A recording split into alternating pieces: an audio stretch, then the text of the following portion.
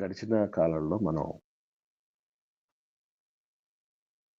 ఒక చెడ్డ దాసుడిని గురించి, గృహ నిర్వాహకుడి గురించి 24 అధ్యాయంలో చివరి మాటల్లో ఉపమానంగా నేర్చుకోవటం జరిగింది. ఈ సమయంలో మన మత్తయి సువార్త 25వ అధ్యాయంలోనికి ప్రవేశిస్తూ ఉంటున్నాం. మత్తయి సువార్త 13వ అధ్యాయానికి ఒక ప్రత్యేకత ఉంది. అటువంటి ప్రత్యేకతే 25వ అధ్యాయం కూడా ఉంది. ఇంతకు మనం 13వ అధ్యాయాన్ని మనం దాటుకుని వచ్చాం కదా. మరి ఈ ప్రత్యేకత ఏంటో ఎవరన్నా గ్రహించారా? మత్తయి సువార్త 13వ అధ్యాయంలో ఉన్న ప్రత్యేకత. మత్తయి సువార్త 13వ అధ్యాయంలో ఒక ప్రత్యేకతను మనం తెలుసుకోవటం జరిగింది, నేర్చుకోవటం జరిగింది. ఎవరికైనా ఐడియా ఉందా? గుర్తుందా? ఉన్నవాళ్ళు తెలియపరచండి. ఉపమానాల అధ్యాయం అని చెప్పారు. వెరీ గుడ్ అమ్మా, వెరీ గుడ్, వెరీ గుడ్. ఉపమానాల అధ్యాయం అది. పరలోక రాజ్యానికి సంబంధించినటువంటి ఉపమానాలు చాలా అక్కడ ఉన్నాయి. సో అది ఉపమానాల అధ్యాయం అని పేరు. అట్లాగే మత్తయి సువార్త 25వ అధ్యాయంలో కూడా 3 ఉపమానాలు ఉన్నాయి. 3 ఉపమానాలు కూడా ఒకే ఒక అంశాన్ని సూచిస్తూ ఉంటున్నాయి. అదేంటంటే మొట్టమొదటిది మొదటి 13 వచనాల్లో ఉన్నటువంటి ఉపమానం బుద్ధిగల కన్యకలు, బుద్ధి లేని కన్యకలు అని ఉపమానం మొదటి 13 వచనాల్లో కనబడుతుంది. అట్లాగే 14వ వచనం నుండి 30వ వచనం వరకు చాలా గంభీరమైనటువంటి ఉపమానం ఇది. తలాంతుల ఉపమానం అంటారు. తలాంతుల ఉపమానం. ఇక మూడవది మత్తయి సువార్త 25వ అధ్యాయము 31వ వచనం నుండి 46వ వచనం వరకు ఉండేది. ఇది అంటే ఒక నిడివి పెరుగుతూ పెరుగుతూ పెరుగుతూ వచ్చిన ఉపమానాలుగా చెప్పచ్చు. ఈ 31వ వచనం నుండి 46వ వచనం వరకు ఉన్నటువంటి ఈ 16 వచనాల్లో ఉన్నటువంటి ఉపమానం గొర్రెలు మేకలకు సంబంధించినవి. యేసుప్రభు రెండవ రాకడకు సంబంధించి కుడివైపున గొర్రెలు, ఎడమవైపున మేకలు అన్నటువంటి రీతిగా ఏర్పాటు చేసిన దానికి సంబంధించినటువంటి విషయాలు ఉంటాయి. ఈ రీతిగా 25వ అధ్యాయంలో 46 వచనాలు ఉంటే 3 ఉపమానాలు ఉన్నాయి. మొదటిది ఏంటండి? బుద్ధిగల కన్యకలు, బుద్ధి లేని కన్యకలు. రెండవది తలాంతుల గురించినటువంటి ఉపమానం. మూడవది గొర్రెలు మేకలకు సంబంధించినటువంటి ఉపమానం.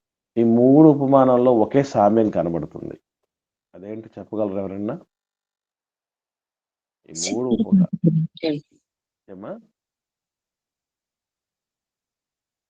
మాట్లాడండి. 3 ఉపమానాలు సిద్ధపాటు గురించి చెప్పబడినాయి. 3 ఉపమానాల్లోనూ చెప్పబడింది ఏంటంటే రాబోయేటటువంటి రాకడ, క్రీస్తు రాకడ కొరకు సిద్ధపాటు కలిగి ఉండాలి అనేటటువంటిది 3 కోణాల్లో 3 రీతులుగా 3 సందర్భాలు తీసుకుని చెప్పబడినటువంటి. ఏం చెప్పినా ఆఖరికి అదే. ఈరోజు మనం బుద్ధిగల కన్యకలు, బుద్ధి లేని కన్యకలకు తాలూకు చాలా విషయాలు మనం నేర్చుకోబోతాం. గత కాలంలో ఉపమానాలు అన్నీ చెప్పినప్పటికీ మరల ఆలోచించే కొద్దీ చాలా చాలా మంచి విషయాలు బయటపడుతున్నాయి. వాటిని సాధ్యమైనంత వరకు మనం నేర్చుకునే ప్రయత్నం చేద్దాం. మొట్టమొదటి వచనంలో నుంచి రాయబడినటువంటి విషయాలను జాగ్రత్తగా మనం ధ్యానం చేస్తూ ముందుకు సాగుదాం. మత్తయి సువార్త 25వ అధ్యాయము ప్రారంభం నుండి. పరలోక రాజ్యం తమ దివిటీలు పట్టుకుని పెళ్లి కుమారుని ఎదుర్కొనుటకు బయలుదేరిన 10 మంది కన్యకలను పోలి ఉన్నది. ఇక్కడ నంబర్ చెప్తున్నప్పుడు మనం గుర్తుపెట్టుకోవాల్సిన విషయం ఏంటంటే 10 మంది అనగానే 10 మంది అని కాదు. అక్కడ ఒక విషయాన్ని, ఒక ఉపమానాన్ని సౌలభ్యంగా అందరికీ అందించుట కొరకు చెప్పబడిన మాట. ఇప్పుడు ఒక కాపరికి 100 గొర్రెలు ఉండగా 100 అనగానే కరెక్ట్‌గా 100 ఉంటాయండి ఎవరికైనా? అటు ఎక్కువ ఉండొచ్చు, ఇటు తక్కువ ఉండొచ్చు. కాకపోతే 100 గొర్రెలు అన్నది ఈజీగా కౌంటబుల్‌గా గుర్తుపెట్టుకోవడానికి అవకాశం. అందుకే మీరు ఎప్పుడన్నా ఎవరైనా బెల్ వేసేటప్పుడు రౌండ్ ఆఫ్ అని అంటారు. అంటే ఈ పాయింట్లు, పైసలు ఉన్నటువంటిదంతా తీసుకొని ఒక రౌండ్ ఆఫ్‌కి తీసుకొనొచ్చేస్తారు. పూర్తి మనీలోనికి ఈజీగా రావటం. ఇక్కడ కూడా 10 మంది కన్యకలు అన్నటువంటి పోలిక 10 అన్నటువంటిది యాదృచ్ఛికమే. ఈజీగా గుర్తుపెట్టుకోవడానికి సంబంధించిందే తప్ప పెళ్లి కుమారుడు ఎదుర్కోవడానికి కరెక్ట్‌గా 10 మందే ఉంటారు. లేదంటే తక్కువ ఉంటారు. లేదంటే ఎక్కువ ఉంటారు. ఇ ఇ ఈ ఉన్ లే తక్కువ ఉండడానికి అవకాశం లేదు. ఎక్కువ ఉండడానికి అవకాశం లేదు అనడానికి లేదు. ఒకటి. ఇకపోతే ఇక్కడ మనం గుర్తుపెట్టుకోవాల్సిన విషయం ఏంటంటే దేవుడు చెప్పినటువంటి ఈ మాటలో ఈ కన్యకలు ఎదుర్కోవడానికి వచ్చారు అంటున్నారు. పెళ్లి కుమారుని ఎదుర్కోవటానికి వచ్చారు. ఈ పెళ్లి కుమారుని ఎదుర్కోవడానికి వచ్చారనటానికి ఎలా మనం దాన్ని ఊహించుకోవాలి అని ఆలోచన చేస్తే యూదుల చరిత్రలో 2 సాధ్యాలున్నాయట. మొట్టమొదటిదేంటంటే పెళ్లి కుమార్తె ఇంటి దగ్గరికి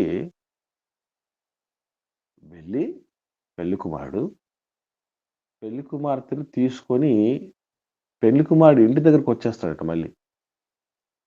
అంటే పెళ్లి కూతుర్ని తీసుకొని వాళ్ళ మామయ్య ఇంట్లో నుంచి, అంటే పెళ్లి కుమారుడు యొక్క మామ ఇంట్లో నుంచి లేదా అత్త ఇంట్లో నుంచి, లేదా పెళ్లి కుమార్తె ఇంటిలో నుంచి పెళ్లి కుమార్తెను తీసుకొని మరలా పెళ్లి కుమారుడు ఇంటికి తిరిగి వచ్చే సమయానికి ఆయన్ని గౌరవించటానికి సకల మర్యాదలతో ఆయన్ని లోపలికి తీసుకొని రావటానికి ఎదురు చూస్తూ ఉండడానికి ఏర్పాటు చేయబడతారట కొంతమంది కన్యకలు. ఇది ఒక సాధ్యత అనేటువంటి విషయాలు పండితులు చెప్తున్నారు. అంటే పెళ్లి కుమారుడు ఇంటి దగ్గరే వెయిట్ చేస్తూ ఉంటారు. పెళ్లి కుమార్తెను తీసుకొని వస్తాడు, వచ్చే సమయానికి మనం ఆయన్ని గౌరవించాలి. మనం కూడా మనం వివాహ వ్యవస్థల్లో క్రిస్టియన్ మ్యారేజ్ దానికి తంతులలో మీరు గమనిస్తే పెళ్లి కుమార్తె, పెళ్లి కుమారుడు వస్తున్నారన్నప్పుడు ఏం చేస్తారండి అందరూ? లేచి నిలబడతారు. అది ఎందుకు జరుగుతుందో ఎవరికైనా ఐడియా ఉందండి? ఎందుకు ఏర్పాటు చేసి ఉండొచ్చంటారు? మీకు తెలిసి చెప్పండి. వాళ్ళని గౌరవించడము, ఆహ్వానించడం కోసం అనుకుంటానన్న. ఓకే అమ్మా. ఇంకా అది ఎందుకు గౌరవించాలి వాళ్ళని అసలు? ఎందుకని గౌరవించాలి? ఎందుకంటే ఆ పెళ్లిలో సేవకుడు పెద్దవాడే. ఆ పెళ్ళికి అమ్మాయి తల్లిదండ్రులు పెద్దోళ్ళే, అబ్బాయి తల్లిదండ్రులు పెద్దవాళ్ళే, వాళ్ళకంటే పెద్దోళ్ళు ఉంటారు. ఇంతమంది పెద్దవాళ్ళు, చిన్నపిల్లోళ్ళు కూడా ఉంటారు. వాళ్ళకంటే చిన్నోళ్ళు తక్కువ మంది ఉంటారు. ఎక్కువ మంది పెద్దలే ఉంటారు కదా! అంత ఆనర్ చేయాల్సిన అవసరమే ఉంది అనంటే గుర్తుపెట్టుకోండి. వాళ్ళు ఎందుకు అంటే ప్రారంభించినప్పుడు మంచి పర్పస్‌తో ప్రారంభించిన కాలక్రమేణా అదేమైపోతుందంటే దాని వెనక ఉన్నటువంటి ప్రధానమైనటువంటి ఉద్దేశ్యం మూలన పడిపోయి ఆచారం ఒకటి మిగిలిపోతుంది. అదే బాధాకరమైన విషయం. అలా చేయటానికి కారణం ఏంటంటే పెళ్లి కుమారుడు పెళ్లి చేసుకుంటున్నటువంటి అమ్మాయి గాని, అబ్బాయికి గాని ఈ ప్రీవియస్ నాలెడ్జ్, అంటే నేను ఇంతకుముందు చెప్పాను. క్రైస్తవులు వివాహానికి ముందు కౌన్సిలింగ్ అవసరమా అని. 100% అవసరం. ఏది తెలియకుండానే దూకేస్తూ ఉంటున్నారు.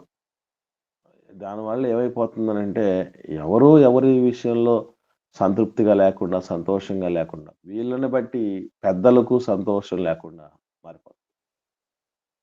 పెళ్లి కొడుకు యేసు ప్రభువుకు సాదృశ్యంగా చెప్పబడింది. పెళ్లి కుమారుడు అనగానే యేసు ప్రభు స్థానములోనికి తీసుకురావటం జరిగింది పెళ్లి కుమారుడిని. పెళ్లి కుమార్తెను సంఘం సంఘం కోసం అయితే ప్రభు ప్రాణాలు పెట్టేసి ఆయన అర్పణ అయిపోయాడు, ఆ గొప్ప సంఘంతో పోల్చబడింది పెళ్లి కుమార్తె. అంటే ఒక ఆడకూతురు గాని, ఒక మగబిడ్డ గాని, వివాహమైన వాళ్ళు నా స్థానం ఇంత గొప్పది కదా, నేను ఎట్లా ఉండాలి అనేది ఒక్కసారి మనస్కరిస్తే ఏ ప్రాబ్లమ్స్ ఉండవు. ప్రాబ్లం అంతా ఎక్కడొస్తుందనంటే ఎదుటివారు ఎట్లా ఉండాలి అని మనం ఎక్కువగా తపనబడినంతగా మనం ఎట్లా ఉండాలని ఆలోచన లేదు. నువ్వు ఇలా ఉండాలి కదా, నువ్వు ఇలా ఉండాలి కదా, నువ్వు ఇలా ఉంటున్నావు, నువ్వు ఇలా ఉంటున్నావు అని ఎదుటి వారిని టార్గెట్ చేస్తాం. మనం ఏంటి, మనం ఎలా ఉన్నాం అనేటటువంటిది ఆలోచన. అందుకే తనను తాను విమర్శించుకునే వాళ్ళు గొప్పవాళ్ళంట, తను తాను ప్రశ్నించుకునే వాళ్ళు గొప్పవాళ్ళంట. కానీ ఈ పరిస్థితి ఎంతమందికి ఉంది ఆలోచన చేయండి. సో ఎందుకు వాళ్ళు అలా లేస్తారు అంటే క్రీస్తుకు సాదృశ్యమైనటువంటి వ్యక్తి వస్తున్నాడు, సంఘానికి సాదృశ్యమైన వ్యక్తి వస్తుంది. కాబట్టి మనం అక్కడ లేచి నిలబడుతున్నాం అంటే ఎవరిని ఆనర్ చేస్తున్నట్టంటే యేసు ప్రభుని ఆనర్ చేస్తున్నట్టు, సంఘాన్ని గౌరవిస్తున్నట్టు. అంత గొప్ప స్థానం ఉందండి ఈ ప్రపంచంలో. మనకు ఉన్నటువంటి పాత్రలు ఎవరితో పోల్చబడ్డాయని తెలిసినా కూడా చాలా బాగుపడతాం, చాలా బాగుపడతాం. ప్రభు ఎప్పుడు సంఘం సంఘం సంఘం అన్నటువంటి రీతిగా బతికాడు. పురుషుడు గుర్తుపెట్టుకోండి, దేవుడు దేవుడు అనుగ్రహించినటువంటి దైవజనుడు. తర్వాత అంత గొప్ప స్థానం ఇవ్వాల్సింది భార్యకి. అలాగే స్త్రీ ప్రతి విషయంలో అలా ప్రేమించగలిగినటువంటి భర్తను లోబడాల్సినటువంటి పరిస్థితిలో ఉండాలి. ఇది ఎవరిలో కనపడట్లా, చాలా అరుదుగా. నేను ముందు చెప్పాను, ఇప్పుడు చెప్తున్నాను, తమ సమయం వచ్చింది కాబట్టి. భవిష్యత్తులో 10 సంవత్సరాలు కలిసి కాపురం చేస్తే భార్యాభర్తలు గిన్నిస్ బుక్ ఆఫ్ వరల్డ్ రికార్డులో ఎక్కిస్తారట పేరు. గిన్నిస్ బుక్ ఆఫ్ వరల్డ్ రికార్డ్స్లో ఎక్కిస్తారట. మనం కొన్ని గంటలు చూస్తున్నామే, ఇక అవి రికార్డులే. ఇక ఎన్ని 40 ఏళ్ళు కలిసి కాపురం చేశారు అని కొందరి గురించి, 50 ఏళ్ళు కాపురం చేశారు కలిసి. మనకే ఆశ్చర్యం అవుతుంది, ఇది 50 ఏళ్ళు కలిసి వాళ్ళు. మనం ఇక్కడ 10 ఏళ్ళకి కొట్టు చేస్తున్నాం, 15 ఏళ్ళకి కొట్టు చేస్తున్నాం, 20 ఏళ్ళకి కొట్టు చచ్చిపోతున్నాం. 50 ఏళ్ళు ఎట్లున్నారా వీళ్ళు, ఒక్కరితోనే నమ్మకంగా మళ్ళీ అని ఆశ్చర్యపడుతున్నాం కదా. ఫ్యూచర్లో 10 ఏళ్ళు కలిసి ఉన్నారా వీళ్ళు అనే రోజులు వస్తాయట. ఎందుకంటే అవి తెలియక. అందుకే నేను ఎప్పుడు చెప్తూ ఉంటా, బిడ్డల జీవితాలు బాగుండాలంటే నెల రోజుల ముందు కౌన్సిలింగ్ ఇప్పించాలి. వాళ్ళకు తిండి, కాలకృత్యాలు తీసుకోవటం, నిద్ర తప్ప మిగతాదంతా 30 డేస్ ఖచ్చితంగా కౌన్సిలింగ్ ఇప్పించే తర్వాత పెళ్లికి సిద్ధపరచాలి పిల్లల్ని. అది ఎవరు చేస్తున్నారండి? పెళ్ళిలో వచ్చేసింది, ఉద్యోగం వచ్చింది, అయిపోయింది, పెళ్లి చేసేయాలి, ఇంతే ఆలోచన చేసేది. అరే భర్త పాత్ర ఏంటిరా, భార్య పాత్ర ఏంటిరా, ఎట్లా ఉంటుంది భవిష్యత్తు, నీకు ఎలాంటి పరిస్థితులు రావచ్చు, ఎలాంటి వాళ్ళను మనం అసలు చూజ్ చేసుకోవడానికి సంబంధించి, సెలెక్ట్ చేసుకోవడానికి మనకున్న మెచ్యూరిటీ, అమ్మాయికి కానీ అబ్బాయికి కానీ మెచ్యూరిటీ ఎంత, వాళ్ళ అమ్మా నాన్నలకు ఉన్న మెచ్యూరిటీ ఎంత, ఎవరు సెలెక్ట్ చేస్తే బాగుంటుంది, ఎవరు సెలెక్ట్ చేసుకుంటే బాగుండదు, ఇవన్నీ కూడా వాళ్ళకి తెలియాలి. ఎంత పెద్ద పాత్ర అనుకుంటున్నారు, అన్నీ తెలియకుండా పోతుంది. అందుకే ఎవరు వైవాహిక జీవితము తాలూకు మాధుర్యాన్ని అనుభవించలేకపోతున్నారు. ఏదేమైనా ఇక్కడ గుర్తుపెట్టుకోవాల్సిన విషయం ఏంటంటే, ఇదిగో పెళ్లి కుమారుడి ఇంటి దగ్గర నుంచి వెయిట్ చేస్తూ వచ్చినటువంటి వాళ్ళు ఉన్నారు, ఆనర్ చేయటానికి ఆయన్ని, ఆయన తెచ్చుకుంటున్నటువంటి ఆయన భార్యని. గౌరవించటానికి, సకల మర్యాదలతో ఆయన్ని ఆహ్వానించటానికి సిద్ధంగా ఉన్నటువంటి వాళ్ళు ఉంటారని ఒక వాదన. రెండవ వాదన ఆహ్, అత్తగారింటికి అత్తగారింటి దగ్గరే ఉంటారట. అంటే అబ్బాయి పెళ్లి కుమారుడి యొక్క అత్తగారిల్లు. అక్కడ రెడీగా ఉంటారట ఈ కన్యకలు. పెళ్లి కుమారుడు వచ్చినప్పుడు ఆమె భార్యను తీసుకెళ్ళడానికి, పెళ్లి కుమార్తెను తీసుకెళ్ళడానికి. అప్పుడు కూడా ఆయన్ని ఆహ్వానించి తీసుకెళ్ళవయ్యా అని చెప్పి ఆయన్ని ఆనర్ చేస్తారట. ఈ 2 కూడా సాధ్యతలే ఉన్నాయి. అసాధ్యమే ఇది, మనం అసలు ఊహించలేము అనడానికి లేదు. No problem. కానీ ఇక్కడ గుర్తుపెట్టుకోవాల్సినటువంటి విషయం ఏంటంటే, కన్యకలు పెళ్లి కుమార్తె ఎవరు అనేది ఫోకస్ చేయబడలా. ఈ ఉపమానంలో పెళ్లి కుమార్తె ఎవరని ఫోకస్ చేయబడలేదు. పెళ్లి కుమారుని గురించి చెప్పడం జరిగింది. ఎదుర్కొని వచ్చినటువంటి కన్యకల గురించి చెప్పడం జరిగింది. కన్యకలు అనగానే ఇక్కడ గుర్తుపెట్టుకోవాల్సినటువంటి విషయం ఏంటంటే, పవిత్రతను కాపాడుకునేటువంటి వాళ్ళు. ఎస్పెషల్లీ చాలా మందికి తెలియని విషయం ఏంటంటే, బైబిల్ గ్రంథంలో మెజారిటీ చాలా చోట్ల నా కుమారుడా, నా కుమారుడా, నా కుమారుడా అని మగవాళ్ళని ఉద్దేశించి మాట్లాడినట్టు కనపడతాయి చాలా సందర్భాలు. కానీ కేవలం కొన్ని సందర్భాల్లో మాత్రమే ఏమని పోల్చబడడం జరిగిందంటే, పురుషులైనా స్త్రీలైనా ఎవరున్నటువంటి సమాజాన్ని గుంపునైనా సరే కన్యకలతో, వివాహిత స్త్రీలతో కూడా పోల్చడం జరిగింది.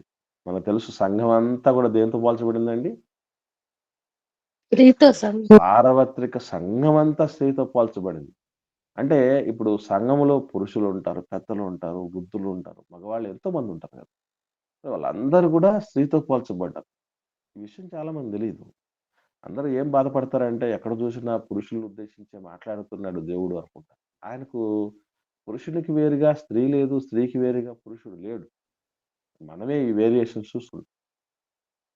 కాబట్టి దయచేసి మనం గుర్తుపెట్టుకోవాల్సిన విషయం ఏంటంటే, వీళ్ళు సిద్ధపడి గౌరవించటానికి, రాబోతున్న పెళ్లి కుమారుని గౌరవించి ఆ సంబరంలో, ఆ సంతోషంలో పాలు పంపులు పొందుకొనటానికి సిద్ధపడ్డ వాళ్ళు కన్యకలు అని మనం అర్థం చేసుకోవాలి. రాబోతున్న పెళ్లి కుమారుణ్ణి గౌరవించాలి, ప్లస్ ఆ ఆనందంలో పాలు పంపులు పొందాలి. అది సాదృశ్యం అక్కడ ఒకటి. ఇక రెండవది, పెళ్లి కుమారుడు అన్నటువంటిది పాత నిబంధనలో తండ్రి అయిన దేవుణ్ణి పెళ్లి కుమారుడుగా, భర్తగా పోల్చిన సందర్భాలు ఉంటాయి. క్రొత్త నిబంధనలో యేసు ప్రభుల వారిని పెళ్లి కుమారుడిగా పోల్చిన సందర్భాలు ఉన్నాయి. ఉదాహరణకి యెషయా గ్రంథం 54వ అధ్యాయము 8వ వచనం చూడగలిగితే, యెషయా గ్రంథం 54వ అధ్యాయం 8వ వచనం చూద్దాం.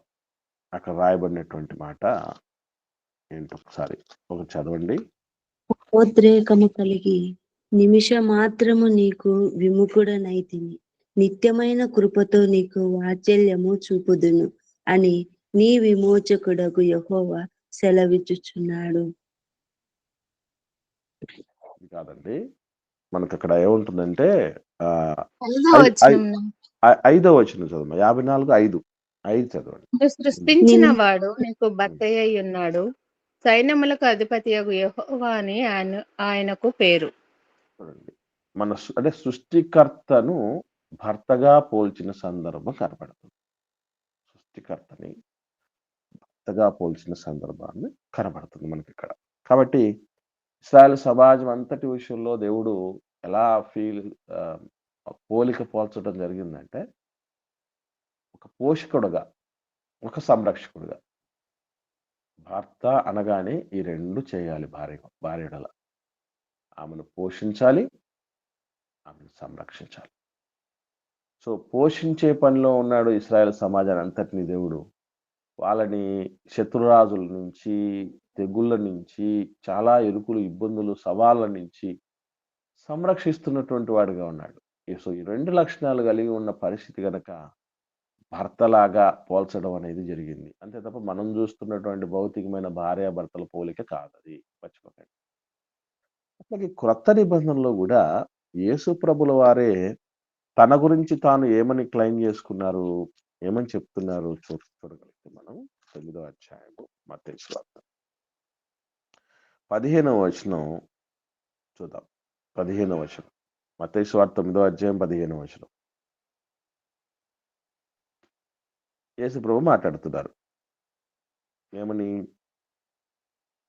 తీసారండి? యేసు పెండ్లి కుమారుడు తమతో కూడా నుండు కాలమున పెండ్లి ఇంటి వారు దుఃఖపడగలరా? పెండ్లి కుమారుడు వారి యొద్ద నుండి కొనిపోబడు దినములు వచ్చును, అప్పుడు వారు ఉపవాసం చేతురు. ఈ మాట చెప్తూ ఈ ప్రభు ఏమని చెప్పుకున్నట్టు చెప్పండి? తానే పెళ్లి కుమారుడు అని చెప్తున్నట్టుంది. ఇప్పుడు మన ప్రశ్న ఏంటంటే, ఈ మత్తయి సువార్త 25వ అధ్యాయంలో పెళ్లి కుమారుడు అని చెప్పబడిందే, అది ఎవరికి పోలిక, ఎవరికి సూచన? తండ్రి అయిన దేవునికా, యేసు ప్రభుకా? యేసుక్రీస్తు ప్రభుల వారికి. యేసుక్రీస్తు ప్రభుల వారికే. ఎందుకు ఆయనకే వర్తిస్తుంది అనుకుంటున్నాం మనం, చెప్పండి? సంఘమును ఆయనే కదన్నా స్థాపించింది, అందుకు సంఘము కుమార్తెగా చెప్పబడింది. అది నిజమే అక్క. కాకపోతే పోలిక అలా కాదు మనం తీసుకోవాల్సింది. ఏంటంటే అర్థం, ప్రభు రెండవ రాకడలో వచ్చేది యేసుప్రభు. రెండవ రాకడలో వచ్చేది యేసుప్రభు. రెండవ రాకడకు సంబంధించినటువంటి సూచనలతో కూడిన ఉపమానాలను కదా మనం నేర్చుకుంటున్నది. అటు రెండవ రాకడలో వచ్చేది ఎవరు? యేసుప్రభుల వారు. కాబట్టి ఇది ఎవరికి సూచన అంటే, పెళ్లి కుమారుడు ఎవరికి సూచన అంటే యేసుప్రభుల వారికి సూచన అని మనం అర్థం చేసుకోవాలి. ఓకే. అలాగే ఇక వీళ్ళు ఈ దివిటీలు పట్టుకున్నారు అని రాయబడింది, చూసారా? దివిటీలు పట్టుకున్నారండి. ఈ దివిటీలు అనేటటువంటివి ఒక పొడవాటి కర్రకు చివర ఒక బట్ట చుట్టి, ఆ బట్టకు పూర్తిగా ఒలివ నూనె అనేవి వాడేవాళ్ళంట. ఒలివ నూనెను బాగా బట్టకు చుట్టేసి దాన్ని వెలిగిస్తే ఆ నూనె ఉన్నంత వరకు అలా వెలుగుతూ ఉండేదట. దివిటీలను దీపాలు, కాగడాలు అనేటటువంటి పేరుతో కూడా చెప్పడం జరిగింది. చూడండి, మీరు కాగడా అనగానే మనకు ఒకటి పువ్వులు గుర్తొస్తాయి కదా. కాగడా పువ్వులు విన్నారా పేరు? ఎట్లా ఉంటాయండి కలర్? ఎవరికైనా ఐడియా ఉందా? చూస్తుంటారు కదా కాగడా. పూల లాగానే ఉంటాయి, కొంచెం పొడవు ఉంటాయి. అది ఎందుకు అట్లా పెట్టారు పేరు, ఏమన్నా ఐడియా ఉందండి మీకు? అంటే పట్టుకున్న కాడ ఎక్కువగా ఉంటుంది. అది అంటే కేవలం కాగడ పట్టుకున్నట్టు, దివిటి పట్టుకున్నట్టే ఉండే విధంగా ఉంటది అనమాట. అందుకు దానికి కాగడా పూలు అనేటువంటి పేరు రావటం జరిగింది. అంటే కొన్ని రకాలైనటువంటి వాటికి పేర్లు పెట్టడం అనేది మన వాళ్ళు ఎట్లా పోల్చారంటే, కొన్ని పూలకు వెరైటీగా ఉంటాయి. డిసెంబర్ పూలట. పూలకు వేరే ఆ పేరు ఏది పెట్టాలో అర్థం కాని పరిస్థితుల్లో డిసెంబర్ పూలను కూడా పెట్టడం జరిగింది. అట్లాగే కాగడా పూలు. సరే, కాబట్టి ఈ దివిటి, ఈ కాగడ, ఈ దీపాలు అనేటటువంటివి మరి అప్పుడు విద్యుత్ శక్తి లేనటువంటి పరిస్థితుల మధ్య, ఎస్పెషల్లీ పెళ్లి కుమారుడు రాత్రుల్లోనే. కాగడా ఎప్పుడు అవసరం అండి? దీపము, కాగడ లాంటివి, తర్వాత ఈ దివిటీలు అన్ని కూడా రాత్రుల్లో అవసరం. అందుకనే అర్ధరాత్రి వేళ వచ్చాడు అని రాయబడింది కదా పెళ్లి కుమారుడు. సో నైట్ టైమే బేసికల్లీ పెళ్లి కుమారుడు రావటం అనేది జరుగుతూ ఉండేది. ఇది ఇప్పుడు మనం ఆంధ్రుల మధ్య కాస్త రివర్స్ ఉంది. అసలు వచ్చేది పోయేది ఎవరు చేస్తారండి ఇది? పెళ్లి కొడుకు చేస్తాడా, పెళ్లి కుమార్తె చేస్తుందా? పెళ్లి కుమార్తె చేస్తుంది. చెప్పండి. పెళ్లి టైంలో, వివాహ సమయంలో అసలు రాకపోక అనేది ఎవరు ఎక్కువ చేస్తారు? పెళ్లి కుమార్తె చేస్తుందా, పెళ్లి కుమారుడు చేస్తాడా? పెళ్లి కుమార్తె చేస్తుందండి. పెళ్లి కుమారుడు ఇంట్లోనే ఉంటాడు, వాళ్ళ ఇంట్లోనే ఉంటాడు. పెళ్లి కుమార్తె ఏం చేయాలి? వాళ్ళ అమ్మగారి ఇంట్లో నుంచి పెళ్లి కొడుకు దగ్గరికి రావాల్సిన పరిస్థితి ఉంది కదా, అత్తగారింటి దగ్గరకు వస్తుంది. అత్తగారింటి దగ్గర రావటానికి. అది జరుగుతుంది. కానీ అప్పుడు యూదుల సాంప్రదాయం వేరు. అసలు యూదుల సాంప్రదాయము వాళ్ళు వివాహం చేసుకునేటటువంటి పద్ధతులు, మనకున్నటువంటి పద్ధతులు చాలా డిఫరెన్స్. ఓకే. అది మనకిప్పుడు ముఖ్యం కాదు గాని, ఈ రెండవ వచనానికొస్తే 25వ అధ్యాయం రెండవ వచనం. ఇప్పుడు దాకా ఒకటో వచనమే చూసాం. ఒకటో వచనానికి సంబంధించిన విషయాలే చాలా మనం ముడిపడిన విషయాలు చూస్తూ వచ్చాం. డ్యూటీల గురించి, పెళ్లి కుమారుడు గురించి, కన్యకల గురించి, వీళ్ళు ఎక్కడ ఏ ప్లేస్ కూడా చెప్పలేదు. ఎక్కడ వెయిట్ చేస్తున్నారు? ఆ పెళ్లి కుమారుడు ఇంటి దగ్గర వెయిట్ చేస్తున్నారా? పెళ్లి కుమార్తె ఇంటి దగ్గర వెయిట్ చేస్తున్నారా? లేదు. ఎందుకనంటే అది మనకు అప్రస్తుతం. మనకు ముఖ్యమైనది ఏంటంటే, ఈ కన్యకలు రాబోతున్న పెళ్లి కుమారుడిని ఆనర్ చేసి, ఆ ఆనందంలో పాలుపంపులు పొందాలి. దానికి వీళ్ళు అర్హత సాధించుకోవాలి. That's all. అంతే. ఇప్పుడు ఈ రెండవ వచనంలో వీరిలో 5గురు బుద్ధి లేని వారు, 5గురు బుద్ధి గలవారు. ఇక్కడ కూడా మనం చూడగలిగితే ఈ నంబర్ కూడా యాదృచ్ఛికమే. మనం ఏదో ఏమంటారు దాన్ని గుర్తుపెట్టుకోవటానికి ఉపయోగించబడినటువంటి పోలిక తప్ప, కరెక్ట్‌గా లెటరల్‌గా ఉన్నది ఉన్నట్టుగా రాయబడినట్టుగా తీసుకుంటే ప్రపంచంలో సగం మంది ఎక్కడికి పోవాలి? ప్రపంచంలో ఉన్న జనాభాలో సగం జనాభా ఎక్కడికెళ్ళాలండి? ఎవరు మాట్లాడట్లేదు. నా ప్రశ్న అర్థమైందో కాలేదో మీకు? అర్థం కాదన్న. 5గురు బుద్ధిగల కన్యకలు, 5గురు బుద్ధి లేని వాళ్ళనంటే ఎ ఎంత పర్సెంటు? బుద్ధి లేని వాళ్ళ సైడ్‌కే ఎక్కువ పోయేదుంటదన్న. నేను అంటున్నది ఏంటంటమ్మా, ఇప్పుడు బుద్ధిగల వాళ్ళు ఎక్కడ పోతారు చెప్పండి? బుద్ధిగల కన్యకలు పరలోక ఎక్కడికెళ్తారు? రాజ్యంలో పరలోకం పరలోకం పోతారు. వచ్చాను. బుద్ధి లేని వాళ్ళు ఎక్కడికెళ్తారు? నరకానికి పోతారు. నరకానికెళ్తారు. అంటే ఇది ఎంత పర్సెంటేజ్ ఉన్నట్టుంది? 50% ఆ! 50% ఉంది. మరి వాస్తవంగా 50% పోతారా? ఇది చెప్పండి. పరలోకానికి వెళ్తారా 50%? లేదన్నా. అది ఎలా చెప్పగలం? అది ఉదాహరణగా చెప్పారన్న అక్కడ. వెళ్లరు. ఇది ఓకే అమ్మా. ఇది ఓకే. నేనేమంటున్నానంటే 50% వెళ్లరు అని మనం ఎలా చెప్పగలుగుతున్నాం అని చెప్తున్నాను. అంతం వరకు ఉండాలి. ద్వారంలో కొంతమందే పోగలరు, విశాల మార్గంలో అనేకులు పోతారనేసి మనకు రక్షణ పొందువారు కొద్దిమందే. అలాగే జీవ మార్గము సంకుచితమై ఉంది. దాంట్లో కొద్దిమందే పోతారు.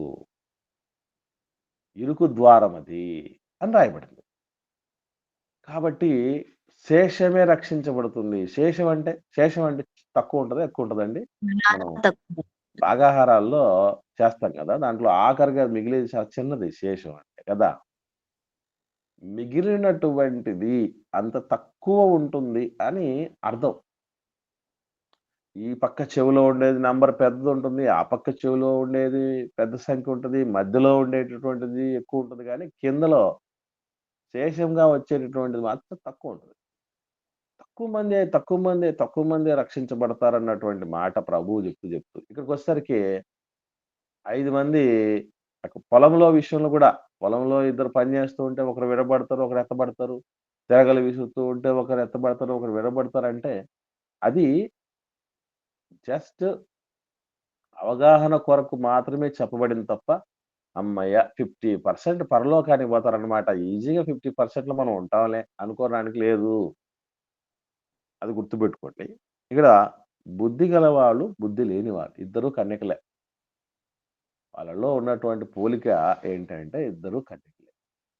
కానీ భేదం ఏంటి అంటే ఒకరికి బుద్ధి లేనోళ్ళు, కొందరు ఒక 50% బుద్ధి లేనోళ్ళు, ఒక 50% బుద్ధి కలిగిన వాళ్ళని చెప్తున్నాడు. ఇంతకు మనం బుద్ధి కలిగిన కన్యకలుగా ఉన్నామా లేదా అని ఎలా చెక్ చేసుకోవాలి?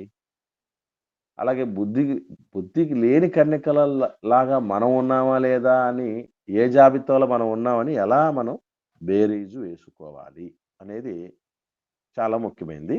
అదే మనం చూస్తూ ముందుకు సాగుదాం. మూడవ వచనం. బుద్ధి లేని వారు తమ దివిటీలు పట్టుకొని తమతో కూడా నూనె తీసుకొని పోలేదు. బుద్ధిగల వారు తమ దివిటీలతో కూడా సిద్ధెలలో నూనె తీసుకొని పోయిరి. అంటే ఈ 2 వచనాల్లో ఎస్పెషల్లీ క్లారిటీగా చెప్తున్నారు. ఏమనంటే వీళ్ళు బుద్ధి కలిగిన వాళ్ళ, బుద్ధి లేని వాళ్ళ అనేది ఎలా కనుక్కోవచ్చనంటేనండి, ఒకటే గుర్తుపెట్టుకోండి. భవిష్యత్తులో పరిస్థితులు ఎట్లా ఉంటాయో, అంటే పెళ్లి కుమారుడు రాకడ ఆలస్యం కావచ్చు, సకాలంలో రావచ్చు. ఎందుకైనా మంచిది. ఈలోపు మనం మనం ఖచ్చితంగా దేనితో ఎదుర్కోవాలి అంటే దివిటీలతోనే ఎదుర్కోవాలి. ఎందుకంటే ఒక వేడుకలాగా, ఒక ఊరేగింపులాగా పెళ్లి కుమారుడిని తీసుకురావాలి. ఈ వేడుకను అందరూ చూడాలంటే ఏమి చూపించగలదు? వెలుగు. అంతే. కాగడ, దివిటి దీపం అనేది చూపించగలదు. కాబట్టి అదే లేకపోతే? ఎందు నిమిత్తమైతే వాళ్ళు ఏర్పరచబడి ఉన్నారో అదే చేయలేని పరిస్థితుల్లో ఉంటే గుర్తుపెట్టుకోండి ఇక్కడ. ఇంతకు వెలిగే కాగడ, వెలిగే దివిటి, వెలిగే దీపం దేనికి సాదృశ్యం? సిద్ధపాటుకు సాదృశ్యం. ఇంకా సిద్ధపాటుకు సాదృశ్యం. ఇంకా చెప్పండి. సిద్ధపాటు ఇంతకు మనం సిద్ధపాటులో ఉన్నామా లేదని ఎలా చెప్పగలం? సిద్ధపాటులో మనం ఉన్నామా లేదా అని ఎలా చెప్పగలం అండి? దీపం చూపిస్తూ ఉంటది కదన్నా మనం పట్టుకున్న దీపం. అది ఓకేనమ్మా. నేను చెప్పేది అక్కడ మనం దీపము అనేటటువంటిది మనకు ఒక ఉదాహరణగా చెప్పబడిందే. మనం ఎలా దాన్ని మనం మన జీవితంలో ఎలా కలిగి ఉన్నామని చెప్పగలం మనం. మనం నిజంగా ఆరిపోని డ్యూటీలు కలిగి ఉన్నామా లేదా? సిద్ధపాటుతో ఉన్నామా లేదా? ఎలా కనుక్కోగలం అంటే ఒకసారి చూద్దాం. మత్తయి సువార్త 5వ అధ్యాయము 14, 15, 16 వచనాలు చూద్దాం. మనం ఈ ఈ మాటతో మనకు అర్థమైపోద్ది. ఏమనంటే మనం మీరు బుద్ధి లోకం కలిగిన కన్యకల జాబితాలో ఉన్నామా? బుద్ధి లేని కన్యకల జాబితాలో ఉన్నామా? అర్థమవుద్ది. చదవండి అక్క. మీరు లోకమునకు వెలుగై ఉన్నారు. కొండ మీద నుండి పట్టణము మరుగై నేరదు. మనుషులు దీపము వెలిగించి కొంచెము కింద పెట్టరు, కానీ అది ఇంట నుండి వారందరికీ వెలిగించుటకై దీపస్తంభము మీదనే పెట్టుదురు. మనుషులు మీ సత్క్రియలను చూచి పరలోకమందున్న మీ తండ్రిని మహిమపరచునట్లు వారి ఎదుట మీ వెలుగు ప్రకాశింపనీయుడి. ఇప్పుడు చెప్పండి. దివిటీలు అంటే ఏంటి? వెలుగుతూ ఉన్న దివిటీలు అంటే ఏంటి? ఆ మాటల్లో మనకు ఒక అర్థం అవుతుంది. మనం చేసే సత్క్రియలను. అంతేనా? సత్క్రియలను సజీవంగా ఎవరైతే కాపాడుకుంటారో వాళ్ళు బుద్ధిగల కన్యకలు. వాళ్ళ దివిటి వెలుగుతూ ఉంటున్నది అని అర్థం చేసుకోవాలి. పెళ్లి కుమారుని రాబోయే ప్రభు రెండవ రాకడను మనం గౌరవించి సిద్ధపడుతున్నామని అర్థం చేసుకోవాలి. ఆ ఆనందములో పాలు పంపులు పొందుతామని అర్థం చేసుకోవాలి. ఇంతకు మనకు డౌట్ ఏంటంటే ఇక్కడితో ఆగిపోలేదు. ఇంతకు సత్క్రియ అంటే ఏంటండి? సత్క్రియలు బానే ఉంది. ఇప్పుడు మనకు అర్థమైంది కదా. వెలుగుతున్న దివిటి అంటే సత్క్రియలు చేయటం అని అర్థం.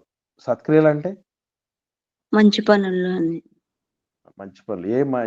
దేన్ని మంచి పనులు అంటాం అక్క? అబద్ధం ఆడకుండా మనకు ఎప్పుడైనా కానీ ఒక్క నిమిషం అక్క. మనకి ఎప్పుడైనా ఒక విషయం దానికి సంబంధించి బైబిలులోని జవాబు మనం చూసుకోగలగాలి. సత్క్రియ అనేటటువంటి దాన్ని మనం డిక్షనరీ భాషలో తెలుగు భాషకు సంబంధించిన అర్థాలు చూసేటప్పుడు సత్క్రియ అంటే మంచి క్రియ అని. సత్ అంటే మంచి, క్రియ అంటే పని.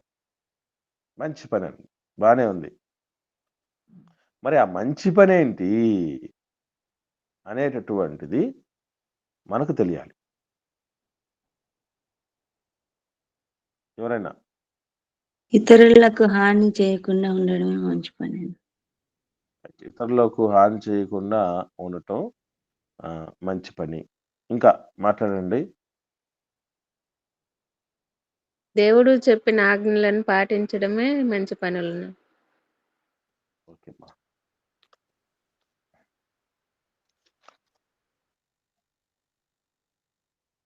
ఇంకా చెప్పండి.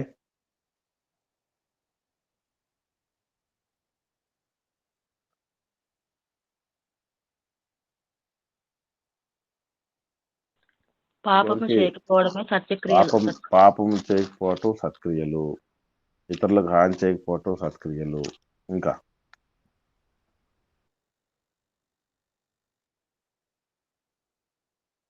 రైట్. మీకు ఇంకా ఆలస్యం చేయటం వద్దు. ఫిలిప్పీలకు రాసిన పద్ధతి చూద్దాం. నెక్స్ట్ టైము సత్క్రియ అనగానే ఇంక మిగతావి అన్నీ ఏవి చెప్పకూడదు మనం.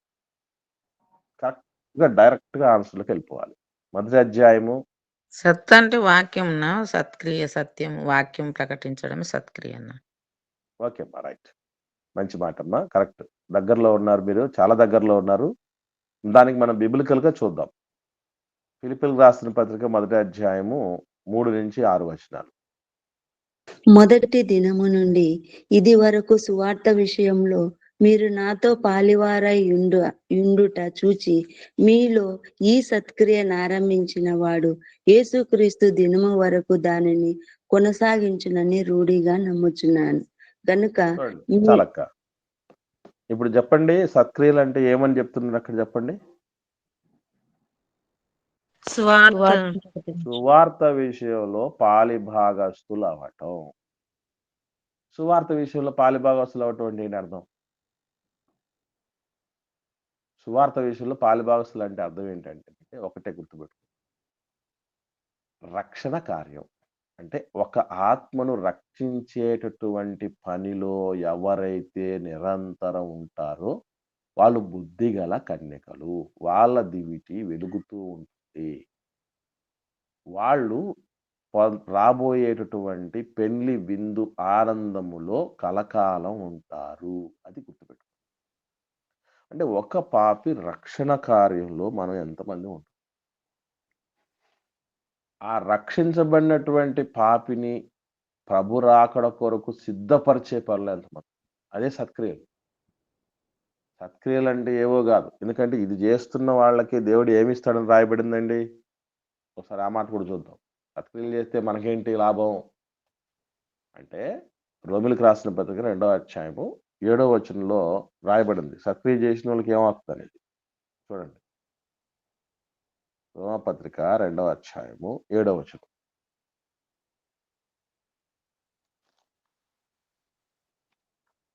సత్క్రియను ఓపికగా చేయొచ్చు, మహిమను ఘనతను అక్షయతను వెదకు వారికి నిత్య జీవమునిచ్చును. సో సత్క్రియలు ఓపికగా చేస్తున్నటువంటి వ్యక్తులకి దేవుడు ఏమిస్తాడటండి? నిత్య జీవాన్ని ఇస్తాడట. అంటే ఆ నిత్య జీవమే పెళ్లి విందు. పెళ్లి కుమార్తెతో పాటు పెళ్లి విందులో ఉండటం అనేటటువంటిదే నిత్య జీవము. అక్కడ సంతోషంగా ఉంటుంది, పెళ్లి సందడిలాగా ఉంటుంది అని చెప్పినటువంటి సందర్భం. కనుక మనం బుద్ధి కలిగినటువంటి స్థితిలో ఉన్నామా, బుద్ధి లేని పరిస్థితుల్లో చేస్తున్నామా అనేది మనం ఈజీగా అర్థం చేసుకోవచ్చు. సో ఎప్పుడు ఒక ఆత్మరక్షణ కార్యానికి, నేను మీకు తెలుసో తెలీదో, నెల్లూరులో మోజెస్ రఘు గారు అనేటటువంటి సోదరులు ఉన్నారు. నాతో పాటు జత పని వారు, మీకు తెలుసు. సో అక్కడ వాళ్ళు బాప్తిస్మానికి సంబంధించిన తరగతులు, ఆత్మరక్షణ కార్యం అంటే ఏంటండి? బాప్తిస్మ తరగతులు. బాప్తిస్మ తరగతుల కొరకు వాళ్ళ సంఘం సంవత్సరానికి ఎంత ఖర్చు పెడుతుంది అంటే దాదాపు 20 లక్షల రూపాయలు ఖర్చు చేస్తారు. ఎక్కడెక్కడో సంబంధం లేనటువంటి, పరిచయం లేనటువంటి వాళ్ళ మధ్య కూడా వెళ్ళి వాళ్ళందరినీ పోగు చేసి వాళ్ళకు అకామిడేషన్ ఇప్పించి వాళ్ళకు భోజనాలు పెట్టించి వాక్యం వింటూ ఉండగా వాళ్ళ సమస్యలు పడిపోకూడదని మొత్తం అన్ని నేర్పించి మెటీరియల్, బ్యాప్టిజం తాలూకు టాపిక్స్ అన్నిటికి సంబంధించినటువంటి మెటీరియల్ కొన్ని పదుల సంఖ్యలో ఉంటాయి. ఆ మెటీరియల్ అంతా, ఒక్కొక్క మెటీరియల్ అవన్నీ ప్రింట్ చేయించి ఇచ్చి టోటల్ కార్యక్రమాలన్నీ కూడా ఇలా జరిగించడానికి ప్రయత్నం చేస్తూ సంఘాన్ని విస్తరింపజేసుకుంటూ వెళ్తున్నారు. సత్క్రియలతో బుద్ధిగల కన్యకలుగా వాళ్ళు దివిటీలు వెలిగించుకుంటారు. ఈరోజు మనం అటువంటి కార్యాలకు ఎంతమంది శ్రీకారం చుడుతున్నాం? దానికి పాలు పంపులు పొందుతున్నటువంటి వ్యక్తులకు మనం ఎంతవరకు సహకారంగా ఉంటాం? మనం బుద్ధిగల కన్యకలమేనా అనేది ఆలోచించండి. సో అదండి, ఇక్కడ సత్క్రియలను గురించి దేవుడు చెప్తూనే ఏమన్నాడంటే, అదేనయ్యా వెలుగు అన్నాడు. సో వెలిగించేటటువంటి దీపము, దివిటి, కాగడ, ఇది సువార్త ప్రకాశం. ఆ సువార్తను ప్రకటించటము, అందించటం, అనేక ఆత్మలను దేవుడి కోసం మళ్లించటం, మళ్లించబడిన ఆత్మలను ప్రభు కొరకు సిద్ధపరచటం, ఇదండి పని. చాలా దీని వెనుక పరిశ్రమ ఉంటుంది, ఇరుకుంటాయి, ఇబ్బందులు ఉంటాయి, సవాళ్ళు ఉంటాయి. ఆర్థికపరమైనటువంటి పరిస్థితులు కూడా ఇమిడి ఉంటాయి. వాటన్నిటిలో మనం సఫలీకృతం కాగలిగితేనే అదే ఏమంటారంటే బుద్ధిగల కన్యకలు అని అంటారు. అది గుర్తుపెట్టుకోండి. తర్వాత జరిగిన విషయం ఏంటంటే 5వ వచనం చూద్దాం. 5వ వచనం మత్తయి సువార్త 25వ అధ్యాయం 5వ వచనంలో పెళ్లి కుమారుడు ఆలస్యము చేయగా వారందరూ కొనికి నిద్రించున్నారు. ఇక్కడ నాకు వచ్చిన ఏంటంటే బుద్ధి లేని కన్యకలు చేసిన పొరపాటు ఏంటి? నిద్రించింది కునికి అన్న. నిద్రించడం. మీరు మరి అక్కడికి వస్తారని నాకు బాగా తెలుసు. నేను అడుగుతున్నాను, కునికి నిద్రించిన వాళ్ళు బుద్ధిగల కన్యకలు కూడా ఉన్నారా లేరా? అంటే వాళ్ళు నూనె కలిపి నిద్రించినారన్న, వీళ్ళు నూనె లేకుండా నిద్రించినారు. నేను అడిగే ప్రశ్న చెప్పండి ముందు. కునికి నిద్రించటం తప్పు అన్నారు ఇంత ముందు కదా. కునికి నిద్రించటం కాదు తప్పు. ఎవరన్నా అది రాత్రి వేళ, అందులో మరలా అర్ధరాత్రి అవుతుంది టైము. అర్ధరాత్రి అవుతున్న వాళ్ళు సిద్ధలతో నూనె ఉన్నోళ్ళు కావచ్చు, సిద్ధల్లో నూనె లేనోళ్ళు కావచ్చు, కంటి నిండా నిద్ర ఉన్నోళ్ళు. సిద్ధల్లో నూనె ఉందా లేదా అని కాదు, కంటి నిండా నిద్ర ఉన్నోళ్ళు. అలా కునికి నిద్రపోవడం తప్పు కాదు. మీకు అర్థమవుతుందా? కునికి నిద్రపోవడం తప్పు కాదు. నిద్రపోవడానికి ముందు సిద్ధపాటుతో నిద్రపోవటం మంచిది. నేను అడుగుతున్నాను, ప్రతిరోజు మనం నిద్రపోవడానికి అంటే పడక మీదకి ఎక్కడానికి ముందే నాకు నేనేం ప్రిపేర్ చేసుకోవాలి, ఈ రోజంతా నేను తండ్రిని సంతోషపరిచే విధంగా, నా ఆత్మీయ జీవితంలో ఇంత ఫలం పొందుకునే విధంగా నేను ప్రవర్తించానా లేదా అని ఒకసారి సిద్ధపడి వాటి తాలూకు ఏదైనా లోటుపాట్లు లోపాలు ఉంటే నెక్స్ట్ టైం నుంచి సవరించుకోవాలనే ఉద్దేశంతో మనం నిద్రకు ఉపక్రమించాలి. నిద్రపోవడం తప్పు కాదు, ప్రిపరేషన్ లేకుండా నిద్రపోవడం తప్పు. మీకు అర్థమవుతుందా? తెల్లవారి లేవాలి అన్న ప్రిపరేషన్ ఉందనుకోండి, నిద్రపోయేటప్పుడు ఏ టైం నిద్రపోతాం చెప్పండి? తొందరగా ఆన్లైన్కి లేవాలి అనుకున్నాం అనుకోండి, నిద్రపోయే టైం ఏ టైం నిద్రపోతావు? అర్ధరాత్రి 12 గంటలకు 1 గంట వరకు మేలుకోరుండి లేవాలంటే అవుద్దా? కొంతమంది మాట్లాడతారు రాత్రి లేట్ అయింది. ఎందుకు లేట్ అయింది? ఏం చేసి లేట్ అయింది? ఇది క్వశ్చన్ చేశాను అనుకోండి, దేవుడు నేను అడగకపోవచ్చండి, ఈ పెద్దవాళ్ళు అడగకపోవచ్చు, దైవజనుడు అడగకపోవచ్చు. అడిగాను ఒక ఆయన ఉన్నాడు కదా, పెట్టినవాడు, అన్నీ కూర్చున్నవాడు అడుగుతాడు కదా, ఏం చెప్తావు జవాబు?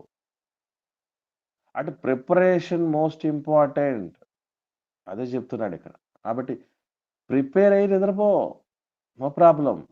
వితౌట్ ప్రిపరేషన్ అసలు చాలా దేవుడు భక్తి జీవితాన్ని ఎంత కఠోరంగా నియమ నిష్టలతో పెట్టుకోవాలంటే, పని చేయని వాడు భోజనం చేయకూడదు అన్నాడు. పని అంటే ఏ పని అనుకుంటున్నారు? మన ఇంట్లో పని కాదు. దేవుడు ఇచ్చిన పనిని చెయ్యని వాళ్ళు అన్నమే తినకూడదట. అన్నం తింటున్నాం, ఇష్టం వచ్చినట్టు తిరిగేస్తున్నాం, ఇష్టం వచ్చింది కట్టేస్తున్నాం, ఇష్టం వచ్చినట్టు నిద్రపోతున్నాం. ఇంకేముందండి? నెక్స్ట్ ఎక్కడుంది, నేమేమో ఎక్కడుంది ఆలోచన చేయండి. కాబట్టి నిద్రపోవటంగా తప్పు ఇక్కడ. వారందరూ కునికి నిద్రించారంటే నిద్రపోయినటువంటి వాళ్ళలో బుద్ధిగల కన్యకలు కూడా ఉన్నారు, కానీ అది తప్పు కాదు. ఎందుకంటే వాళ్ళు వెల్ ప్రిపేర్డ్, సిద్ధంగా ఉన్నారు. నన్ను మీటింగ్స్కి పిలిచినప్పుడు, అన్న 11 గంటలకు అంతా మీరు రెడీగా ఉండాలి అని చెప్తారు పిల్లలు. ఉదయం 11 గంటల క్లాస్కి నేనేం చేస్తానంటే ఒక 10 నిమిషాల ముందే మొత్తం రెడీ అయిపోతాను, రెడీగా ఉండిపోతాను. రెడీ అయిన తర్వాత వీళ్ళు రావడం ఆలస్యం అవుతుందని, వాళ్ళు వచ్చేలోపే అట్లనే ఫుల్ ప్రిపరేషన్తో, ఫుల్ యూనిఫామ్తో నిద్రపోతాను. అలా నిద్రపోవడం నా తప్పు కాదు, ఎందుకంటే నా ప్రిపరేషన్ అంతా అయిపోయింది. టాపిక్లు, సబ్జెక్ట్ ప్రిపరేషన్ అయిపోయింది. అలాగే నేను ఏమేమి వేసుకొని బట్టలు రెడీగా ఉండాలి. వాళ్ళు వచ్చి పిలిచేది ఆలస్యం, ముఖం మీద నీళ్లు పోసుకొని వెళ్ళిపోవటం, వేరేది ఏది ఇక. అలాంటి ప్రిపరేషన్ చాలా అవసరం. మనం అలా ఉండగలుగుతున్నామా? ఆలోచన చేయండి. తర్వాత 6వ వచనంలో అర్ధరాత్రి వేళ ఇదిగో పెళ్లి కుమారుడు అతన్ని ఎదుర్కొన రండి అని కేక వినపడింది. దానికి సంబంధించి ఈ వచనం నుండి మనం రేపటి నుంచి ధ్యానం చేద్దాం. మంచి విషయాలు ఇంకా నేర్చుకుందాం. ఓకే, ఇంతవరకు విన్న ఈ 4 వచనాల్లో ఎవరికైనా ఏమన్నా సందేహం ఉంటే దయచేసి